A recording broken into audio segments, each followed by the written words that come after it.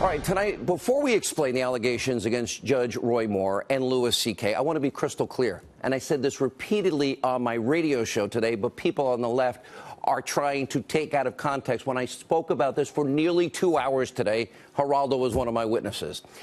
If what people are accused of is true, it is beyond reprehensible, beyond disgusting, beyond shameful. And in the case of Judge Moore, if it's true, he should step aside and leave the Senate race. Everyone would agree. Everybody. A 32-year-old man pursuing a 14-year-old girl is disgusting. That is something we should all agree on. This should transcend politics. However, everyone also has the right to defend their name. Our goal on this show is always to find the truth.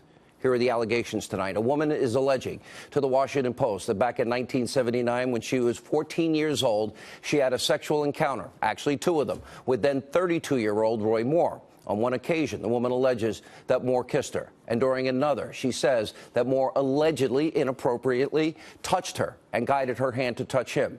Now, although she claimed no other sexual conduct took place, she described the incident to the Washington Post by stating, quote, "Well, I wanted it over with. I wanted out. Just get this over with. Whatever this is, just get it over." Now, the woman then says that she asked Moore to take her home, which he did. 3 other women are also accusing Moore of sexual misconduct back to the 1970s while they were teenagers, ranging in age from 16 to 18 years old. The women are alleging that Moore pursued romantic relationships with them, and one allegation involved kissing. Judge Moore tonight is adamantly denying these allegations against him. He told the Washington Post, quote, "These allegations are completely false, and they are a desperate political attack by the National Democratic Party and the Washington Post on this campaign." In a separate statement, Moore said the Washington Post has already endorsed the judge's opponent, and for months they have engaged in a systematic campaign to distort the truth about the judge's record and career and derail his campaign. In fact, just 2 days ago, the Foundation for Moral Law sent a retraction demand to the Post for the false stories they wrote about the judge's work and compensation. But apparently there is no end to what the Post will allege, and continues. This garbage is the very definition of fake news and intentional defamation. Tonight, Judge Moore also tweeted, "The Obama, Clinton machines, liberal media lapdogs just launched the most vicious and nasty round of attacks against me I have ever faced. We are in the midst of a spiritual battle with those who want to silence our message. The forces of evil will lie, cheat, steal, even inflict physical harm if they believe it will silence and shut up Christians, conservatives like you and me." Now, I believe you and I have a duty to stand up and fight back against the forces of evil, waging an all-out war on our conservative values. Our nation is at a crossroads right now, both spiritually and politically. Our children and grandchildren's futures are on the line, so rest assured, I will never give up the fight. Now, these are very serious allegations. Of course, they have to be investigated to the fullest extent. And we're finding out almost every single day now, sexual misconduct, sexual abuse. It's a widespread problem in this country. It is morally repugnant. It has no place in our society. Here's the thing. In any of these cases, it is sometimes you have to look at the truth here. How do we ascertain what happened 38 years ago?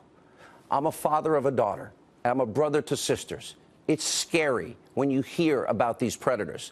And with these allegations against Judge Moore, this happened nearly 40 years ago, 38 years ago. And at the same time, and this is a very delicate question, but we have to bring it up. Do some women wait because they are too scared, too upset, too traumatized to come forward? As I said on my radio show today, of course they're afraid. I can understand that. We can all understand why no one would want to come forward and speak about such trauma. On the other hand, we have to pursue truth, which at times could be very difficult. It's like threading a needle. It's a razor's edge. If, in this case, let's say, the allegations turned out to be not true, where would Judge Moore go to get his good name back before an election, I believe, on December 12th? The bottom line is this should be a nonpartisan issue. We should all be for civil rights, and we should be for a civil society. Petty politics should be put aside. I want to give you a quick history lesson, and I learned something very profound early in my career. I was a local radio host back in Atlanta, Georgia. And remember Richard Jewell? First they thought he was the hero, and then I was on the radio the morning that the Atlanta Journal-Constitution said that Richard Jewell, who we thought was a hero, fit the profile of the lone bomber in the 1996 Olympics case because Jewell lived with his mother. I didn't know it at the time. Richard Jewell was actually listening to my radio show when I said, wait a minute, just because he lives with his mother doesn't mean he's a bomber. And I said it on the air at the time, that just because you live with your mother doesn't make you a bomber. Many people, though, were quick to rush to judgment. Back in 1997, I had the chance to interview Jewell. I didn't know he was listening to my radio show at the time when we did Hannity and Combs. And he said at the time that the reason he gave me one of the first interviews is because I was the only one in the media that didn't rush to judgment. Incredible lesson. Watch this.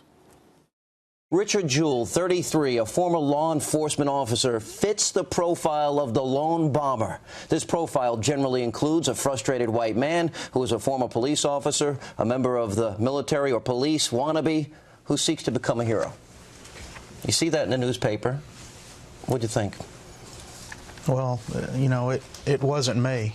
You know, I'd like to know where they got their profile from. Well, you know, several parts of that, you know, police wannabe.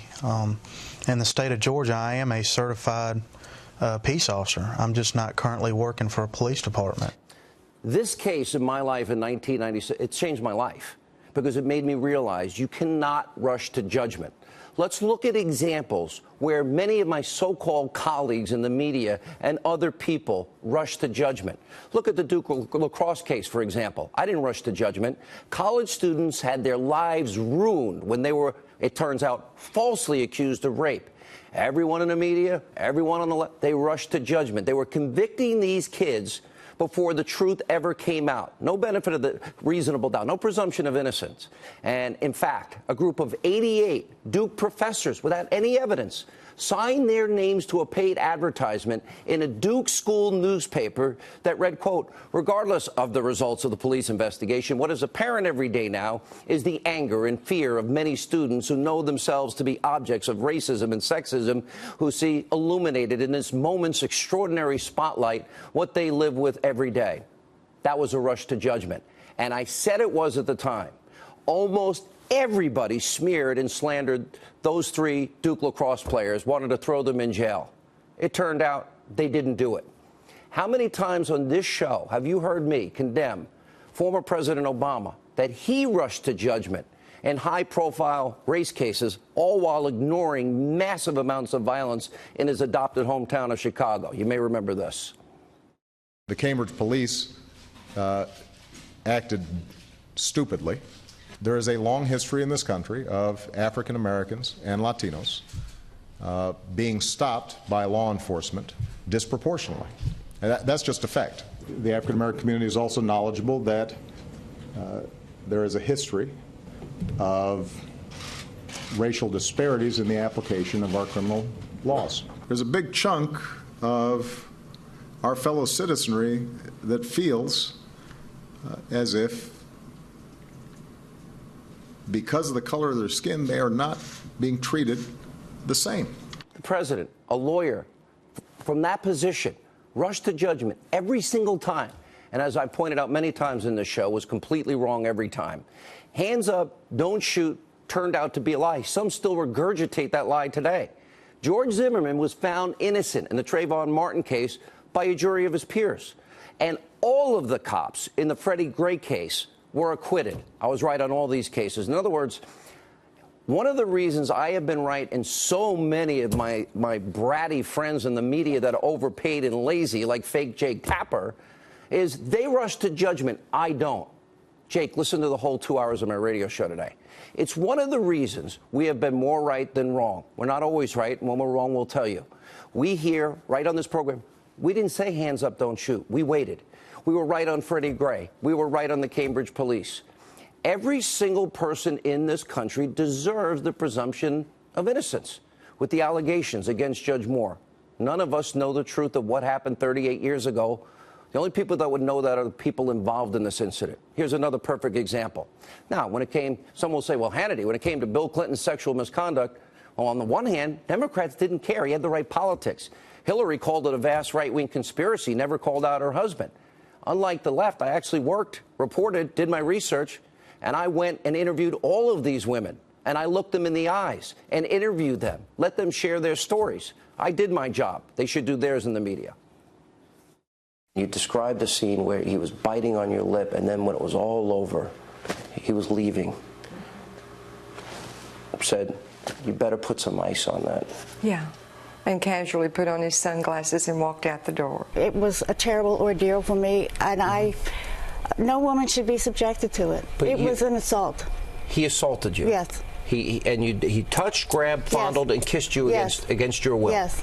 And it's an allegation that is not made by one woman, it's made by multiple Many women. of us. I said, well, I may need to be going or something. And next thing you know, he pulled down he sat down, pulled down his pants, his whole everything, and he was exposed. And I said, I'm not that kind of girl, and I need to be getting back to my desk. In many of these cases, Democrats, for politics, political reasons, said these women should not be believed. I don't think they ever interviewed them. You might remember James Carville saying, well, you drag a $100 bill through a trailer park in the case of Paula Jones. And look how they treated Monica Lewinsky. That became beyond shameful. And we can't forget the Clinton Foundation. Really? Democrats care so much? On this show, we have been the most outspoken about Hillary taking millions and millions of dollars from countries like Saudi Arabia, Qatar, Kuwait, the UAE, Brunei, Oman, and they have the most horrendous human rights record in terms of how they abuse women, how they kill gays and lesbians just for being who they are, and Christians and Jews.